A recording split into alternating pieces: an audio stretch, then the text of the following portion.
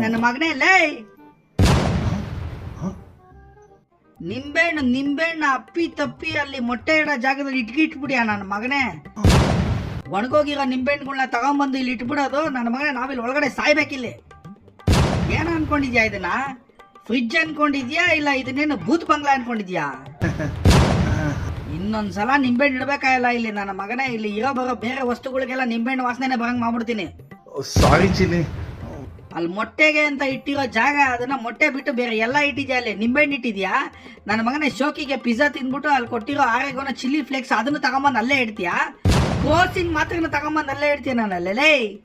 Next ನನ್ನ ಮಗನೇ ನೀನೇ ಒಳಗ್ ಬಂದ್ಬಿಡು ಹಂಗೆ. ನನ್ನ ಮಗನೇ ಅದನ್ನ ಮೊಟ್ಟೆ ಸೆಕ್ಷನ್ ಕೊಟ್ಟಿರೋದೇನಕಲ್ಲೇ. ನನ್ ತಗೊಂಬಂದ್ ನಿಂಬೆಹಣ್ಣು ಅದು ಇದನ್ನ ತಗೊಂಡು ಇಡ್ಬೇಕಲ್ಲ ನನ್ನ ಮಗನೇ. ನಿನ್ನೆ ಹಂಗೆ ಒಳಗಡೆ ಈರ್ಕೊಂಡ್ಬಿಡ್ತೀನಿ.